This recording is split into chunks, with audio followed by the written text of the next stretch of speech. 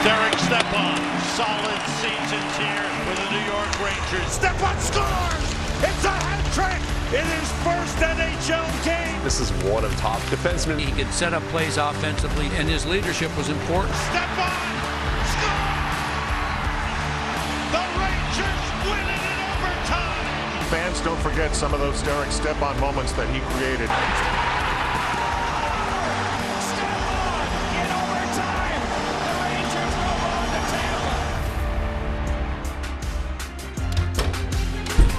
Wow, here we go. Close the doors. Everybody else get out. Players only right now, fellas. And we just saw some great highlights. We'll get into all those. But we got one of my favorite teammates of all time. One of the guys that helped me feel young when I was an old player in this league. One of my good buddies, Derek Stepan. Step, congrats on retirement. Thanks for coming on. Thanks for having me, guys. Where you at right now? What are you doing right now? I'm currently in Iowa, Des Moines, Iowa. I'm with the Iowa Wild. I practiced with the fellas today, just as a coach with the whistle around my neck. I didn't have a whistle today, but that's kind of always been the dream, is put it around my neck. But no, I was with the boys today, just kind of seeing how everything operates down here. And they have a game tomorrow night. I'll get to watch that and do morning skate with them, and then I'll make my way back home. So I guess, jumping on that. Sorry, Rupper. What's going on for you now? Then you're obviously doing something with the Wild. What's the job title, and what do you have against the glove whistle? Yeah, the glove whistle. Oh, this one. Yeah. My title, I think, technically is a scout, but I really want to try to get a lay of the entire land. So I'm going to try to do a little bit of everything this year with Minnesota. I'm going to try to do some development side, do some scouting side, try to make a couple trips down here to Des Moines, hit some zombie burger like Repper said, and just relax. That's the spot. You let me know how Zombie Burger is. It's a great spot. I was on conditioning assignment in Iowa, and I was right around where you were, and they told me go to Zombie Burger, and I went every single day and ate the biggest, fattest, juiciest burger. But anyways, I was supposed to be at a conditioning assignment. I don't know if it went correctly, but that's what I did. And so anyways, I want to ask you, Step. We just saw in the intro the in bump there. I used to think, guys, that I was kind of I had a good first NHL game. Well, Derek Stepan had a hat trick in his. I mean, take us through that, dude. Yeah, that's got to be like the pinnacle moment for you, right? Yeah, there was one highlight they missed. I broke my skate blade, and I just did a goalie shuffle to the bench instead of crawling. But, yes. So you stuck around with the goalies after practice? Yeah. No, I'm kidding. It was honestly, Rupper, it was one of those things where I really didn't even know what was going on. It's hard to explain to people. It just was such a blur. I was already nervous going into the game, and then I kind of get a fluky first one, find a way to get a second one, and then I get a third one shortly after, and we're halfway through my first NHL game and I already have a hat trick. I guess I was just kind of in autopilot. I didn't know what was going on. And I took a lot of heat for it after the game, but that was about it. Took a lot of heat for getting a hattie. I got to ask only because Rupper brought that we were talking about this earlier on about, and then I'll add something real quick. But tell me about Sean Avery on that hat trick goal, because I heard there was an interesting celebration afterwards. Oh, he was great. He made a heck of a pass. It was a great pass. It was an unbelievable pass. He no-looked right in my wheelhouse too, and he had to gather it off the wall. And it was a great pass. And he, after he made the play, he was behind the net, and he knew it. He was like, what a play, what a pass by me. And we were we had to move the shuffle from where I was to where they were, to where Sean was, to celebrate the goal. But no,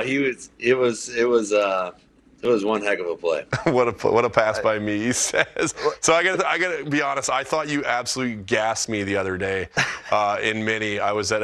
We went to support our neighbor's daughter. She had a big game, and your absolute doppelganger was at the rink. And I looked over and I was like, "Oh, Step's here. I wonder why he's watching a 12-year-old girls hockey game." And we're starting to leave, and we're walking up the stairs, and I'm like, "Hey, Step, what's up, man?" And guy just kept going, and I was like, "Wow, that's Okay. That is awesome. Okay, Oh, and then we were at the concession later, and I got a little closer to him and realized it wasn't you, so I felt better. I was kind of upset with you for a second, but we're good. We're good. I'm sorry that my doppelganger didn't say hi. He didn't respond to, "Hey, Step, what's up?" I'll talk to him. I have decoys all over the state. Yes, there are. I'm back there. I can see them all the time. But, when you're telling your Sean Avery story, it reminded me of when I scored in Dallas. I got a hat trick in Anaheim, my first game with Dallas. And Avery, after the game was over, getting all the celebrations and everything, congratulations, they bring me the puck in. He came in and he tried to argue that the second goal was his. And I had to put my foot down very firmly, right? Like, no, puppy, that one's mine. All of them were mine. So I get that. I feel you a little bit on the strangeness of the Sean Avery saga, that's for sure. But I also want to go back to your hat tricks. I've got a bone to pick, your first hat tricks. I got a bone to pick with you.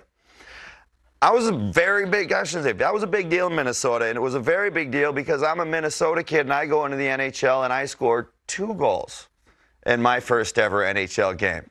And, yeah, look at that smile. And then you had to come up and one-up me and do 3, so then that's all I heard about was, oh, did you hear about this Derek Stepan kid? I know you only got 2. This guy got 3 goals. So I'm guessing that somewhere in that first game there you realized I topped Mark Parrish. Yeah, it was right after I scored my first one. I was like, all I got to do is tie Mark Parrish. And then I'll be fine. Honestly, I'll be completely honest. I did you a favor because I should have scored 5.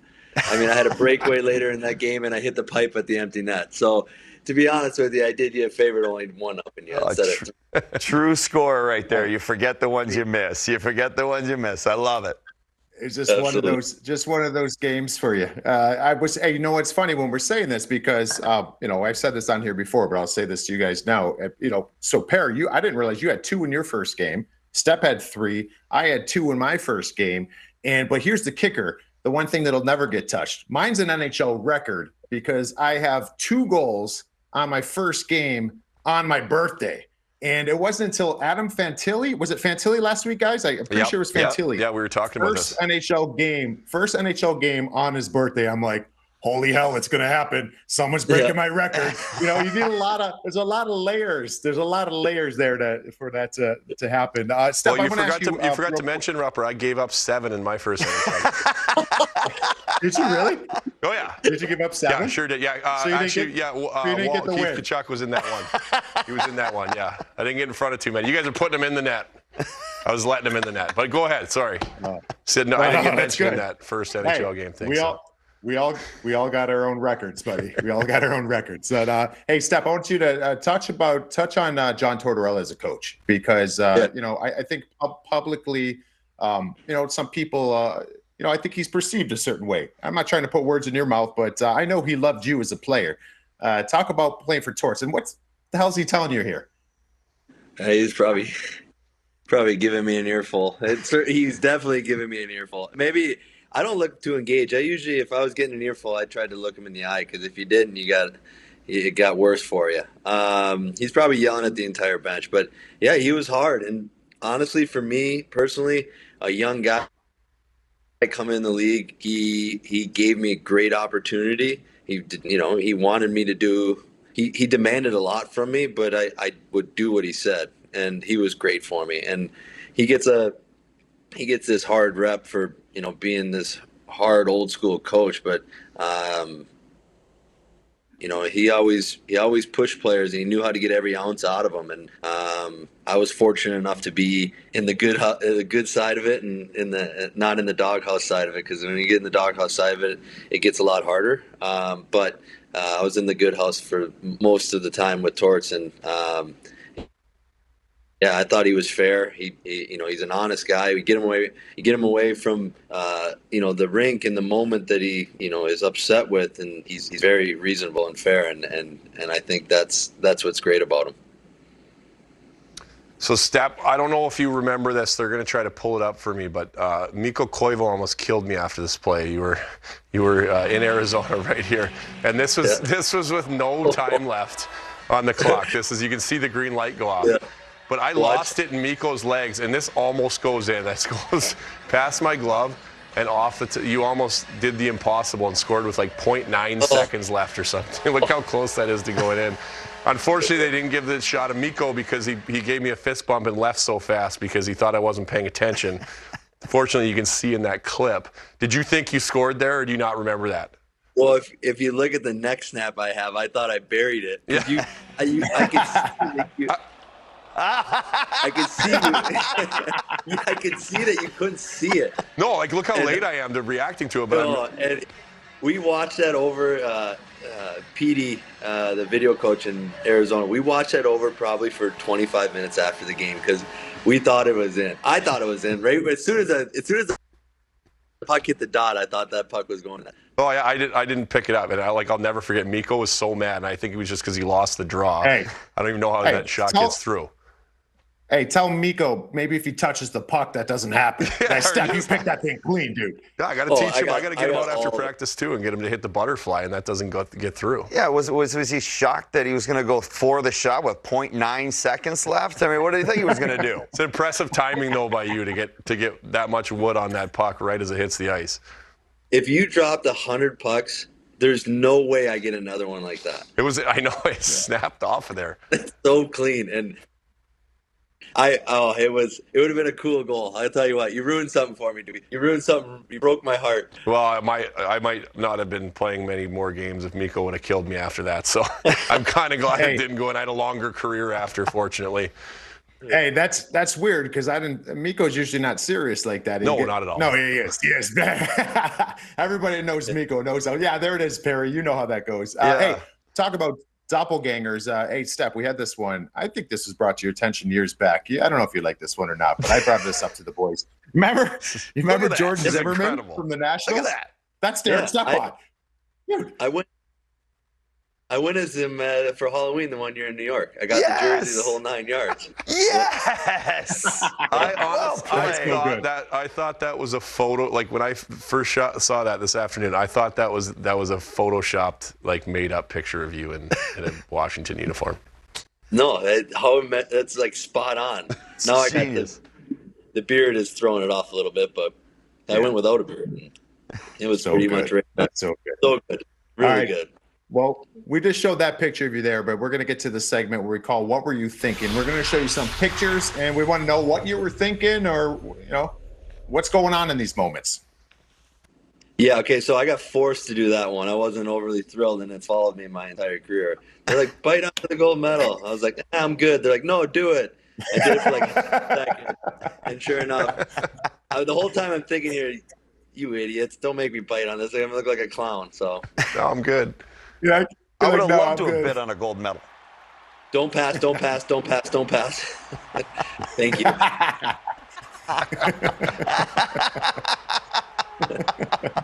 right.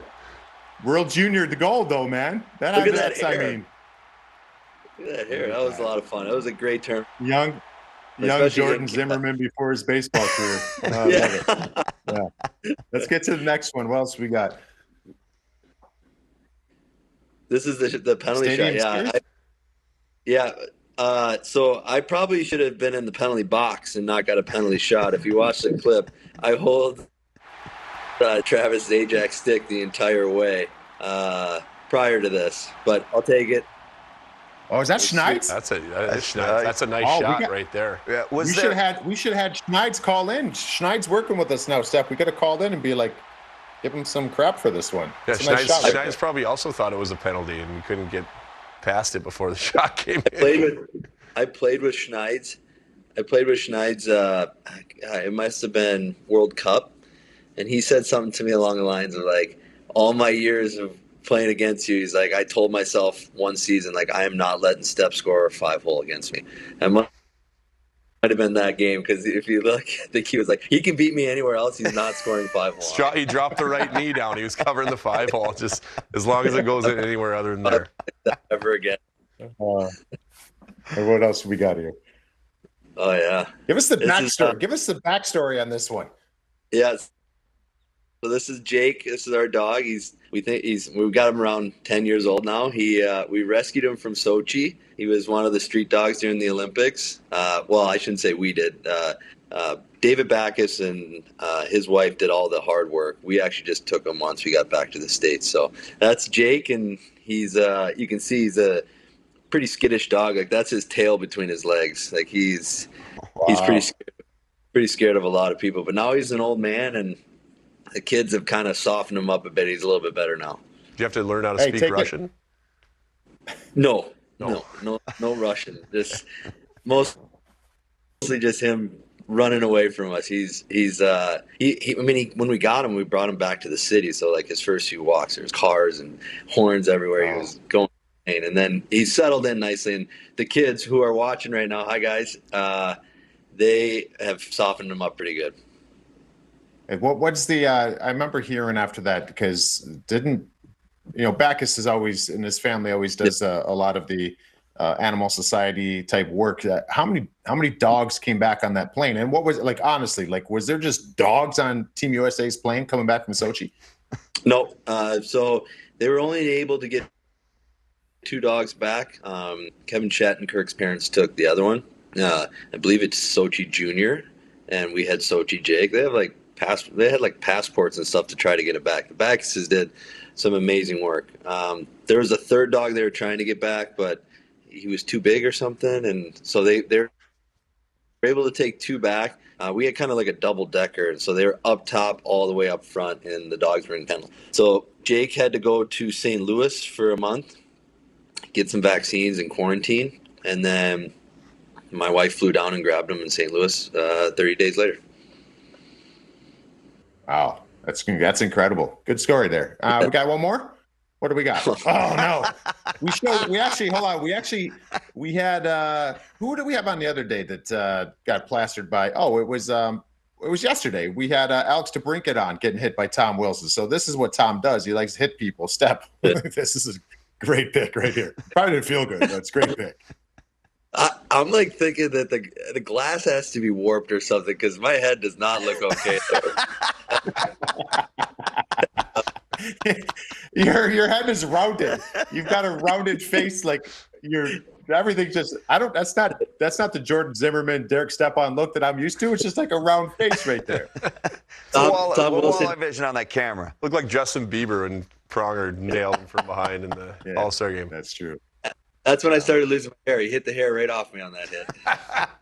All right, we got one more here. One more. Oh, I love that one. Yeah. Yeah, look at that. That's a good one. So that's the crew there. We have one more that's not in the picture. He was probably 2 at this time, I think. So this is after game 800 and point 500 in the same night. So they were able to come. Same night. That's incredible, man. Yeah, so it was really cool. So I'm glad my son, as he got older, he started like, I know, Rupper, they started coming around the room a lot more, and Max was able to hang out all the time. So he loved playing bubble hockey in the locker room after the game. Hey, Step, that's a huge accomplishment. 500 points. But you were on pace for 2,400 after game 1 when you played it. Yeah. So you're kind of disappointed. You kind of slowed down quite a bit. Just a little bit. But nice career by you.